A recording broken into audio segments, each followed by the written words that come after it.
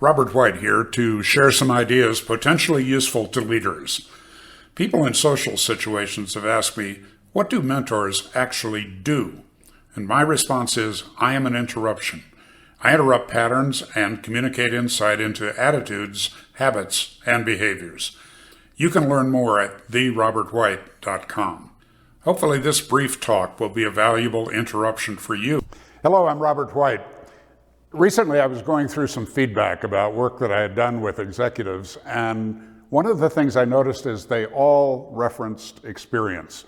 If it was one day ago or 1 year ago or even 20 years ago, what people remember about the kind of work that I do, which is loosely called experiential learning, is that people remember the experience, not the didactic, not the intellectual side of things, but the actual experience. So that's pretty much impossible using video, but I want to challenge you to create your own experience from this.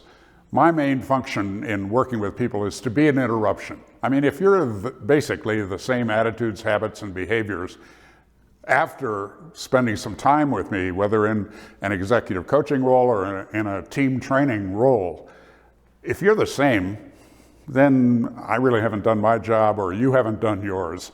So I'd like you to put yourself into this little story I'm going to tell you and see if there's some meaning there for you or some value there for you. I'm going to assert that the way life actually shows up for us is a series of events. Things happen. Somebody leaves, somebody arrives. We get a job or we don't get that job. We get a raise or we don't get that raise. Our wife is nice to us in the morning, or our husband's kind of super critical. All kinds of nice things happen, and not so nice things happen, but they show up as an event. So I want to talk about two different ways to process an event, the kinds of events that show up in your life and mine every day, even every hour. So one side of this cycle is called the maintenance cycle. And maintenance means nothing changes, but something happened. So when an event happens in the maintenance cycle, what we do is instantly process it through our belief system.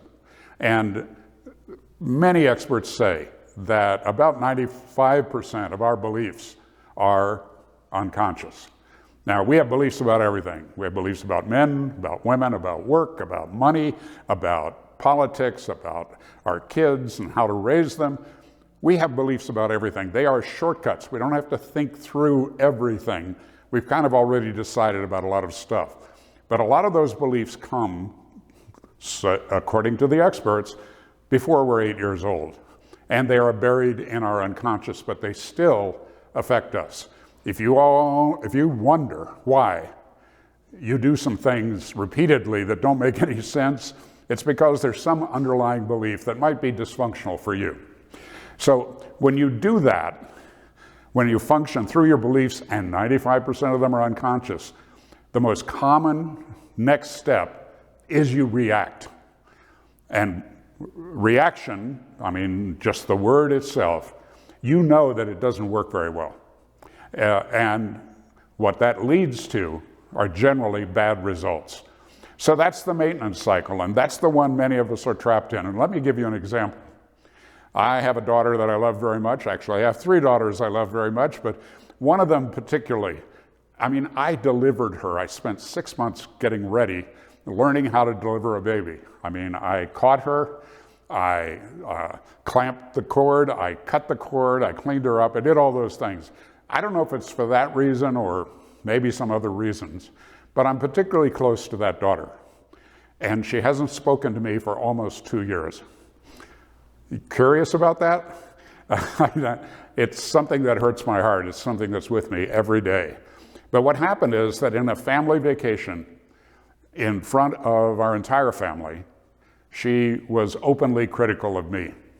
And what I learned about that is that I have a pretty deep, buried, unconscious belief that I am not enough. And when somebody that I love that much touches that button, I went into reaction. I was extremely critical of her in front of her siblings, and we've had a lousy relationship for the last 2 years. So that's an example of how the maintenance cycle works. Something happens, It gets filtered through our belief system, and somewhat unconsciously, we react, usually pretty quickly, and that leads to a bad result. So that's one half of the events cycle, and I call it the maintenance cycle, because nothing changes, or frankly, it goes in a not so good direction. Now, the other choice is called the growth cycle. So again, there's an event. Only this time, we do what the great teachers have told us to do for thousands of years, and that is we surrender.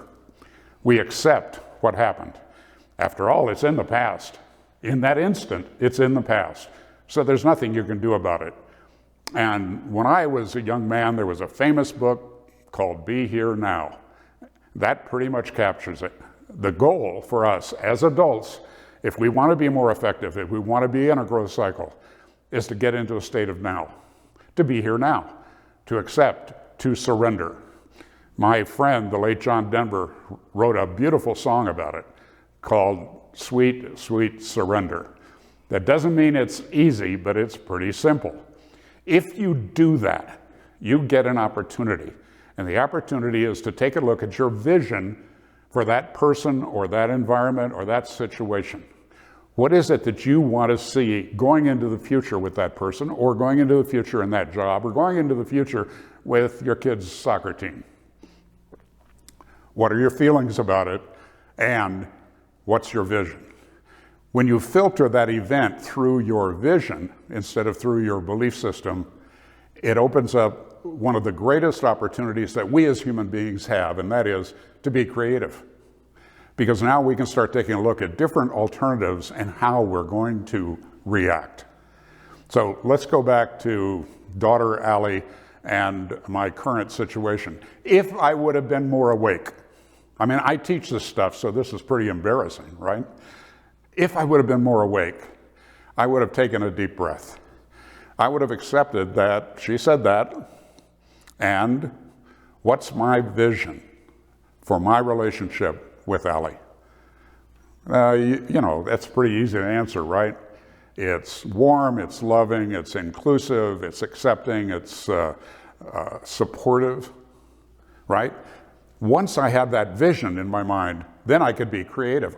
I mean, I'm creative enough to have said, Allie, obviously you feel strongly about this. Let's talk about it privately later on. Deal? And she would have said yes. And 2 years of the stress went away. Now, my sense is that what it's going to cost me to get back with Allie, and I've apologized several times, but those of you that know about working with daughters know that there aren't enough apologies. There's a countless number is not enough.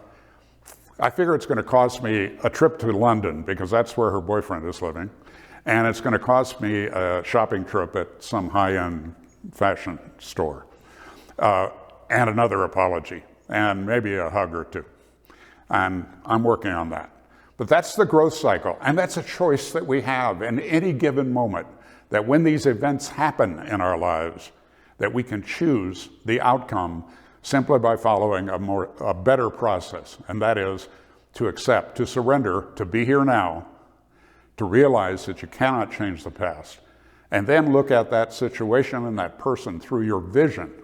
What is it you want to create with them or with that environment going into the future? That leads to an opening for creativity, and that's the human quality that we all have, and that will take us toward growth, it'll take us toward happiness, take us toward success.